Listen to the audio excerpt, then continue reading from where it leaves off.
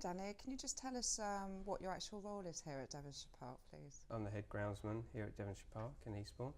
I've been here, this will be my 12th season in the industry for 27 plus years, too long. There's been a lot of change over the last few years here at Devonshire Park. Please can you explain when it all kicked off and perhaps a little bit about the timeline of what's been happening? Yeah, certainly the evolution here at Devonshire Park has been changing ever since it started in 1881.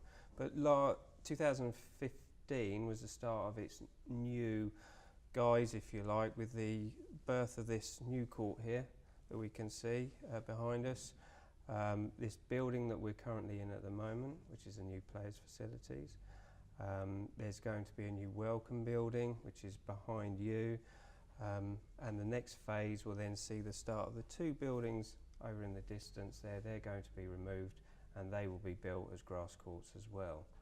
On top of that, we've also had 4 courts being built off-site at another place for practice courts. So there's been a lot going on. I think at the moment the current spend for the whole project around here has been in the region of £50 million.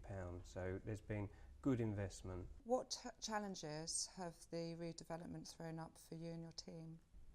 I think the biggest challenge is the expectation that people want quick fixes, they want success straight away, and I fully buy into that.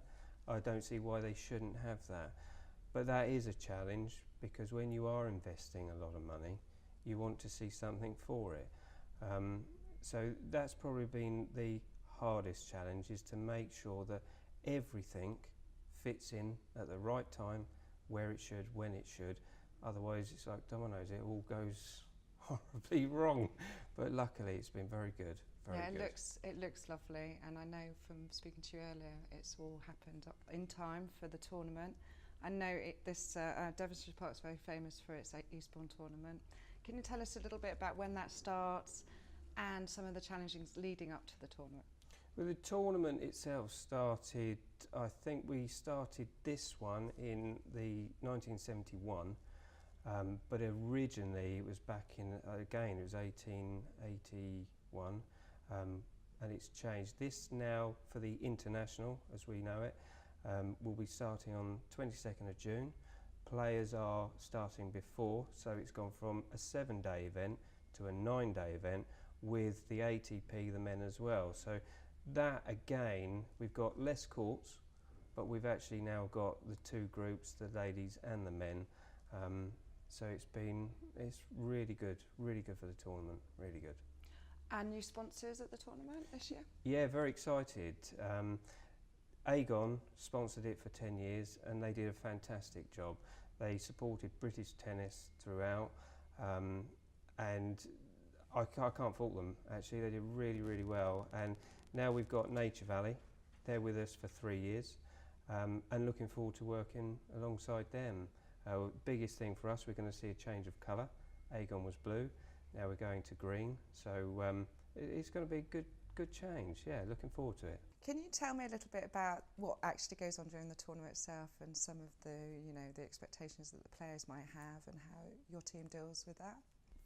Firstly, what the players are expecting is they come here because they need grass court experience before they go into the championship at the All England Club. They rightly want the same conditions, grass to respond the same. And for us, that's obviously a huge challenge because obviously we have a small team here. So we do actually have to really, if you like, use your nous. You've really got to know what you're doing. How do you recover the grass courts during the tournament? What you do, or what you try to do, is after your renovation period, when you start going into the spring, you focus on all of that. So all your intention is trying to get that plant healthy, because as soon as this tournament's over and everyone's out, we have 15 days before the county finals are here. So the recovery is what we're after. The court has to obviously play well, it has to look well, but for us to get that health so it can recover. And like you and me, you keep pushing and pushing. It's a living thing. It does suffer. But that's why you do it. That's part of your job. That's why you do it, because you want to nurture it, care for it, and then build it strong enough so its foundations are good, strong, and then after the tournament you hope that all things that you've put in plan work and you come out the other side okay. On the flip side to that, building up this year especially, we know that the weather's been pretty tricky and led to challenges for you guys here. Can you talk us through some of those challenges? This year, I have to say, I think for anyone working with clay, and that includes the guys on cricket, has been a real challenge for us. By the time we got to March, start of April, we'd had 50% of our annual rainfall, which is a lot. And as I was saying before, with clay, it's got that huge buffer. It stays wetter longer, stays drier longer, hotter, colder, etc. And you can't do the things that you want to do because you actually can't get on there. And the biggest thing for us is that new show court, where that's been built to All England spec.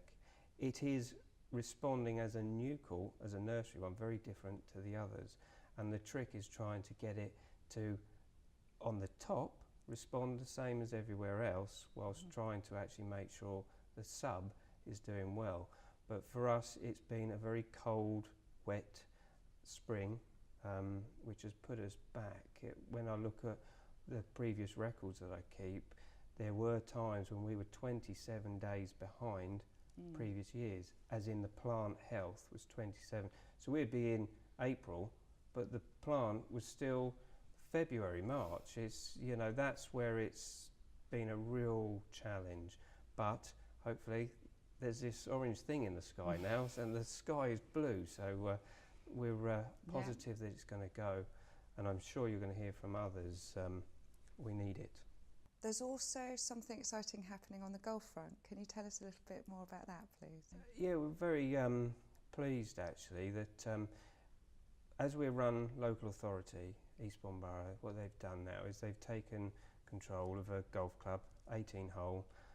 It's the largest one in the area, and they asked if I'd like to oversee that, because you know you've got nothing else to do once the tournament's gone.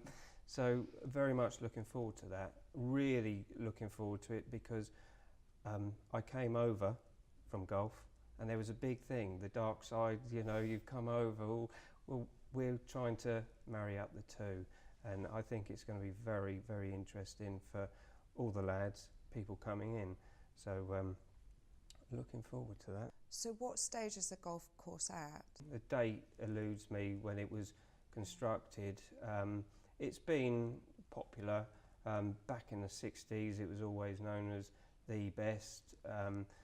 Unfortunately, times have been hard on it, which is why we've come in and we have a project on our hands, and we know that it's going to be a success, which is why we're attacking it. Going to put some of your magic touch to it. Someone is. Excellent. Also, I just wanted to ask, in the industry today, there's obviously lots to talk about.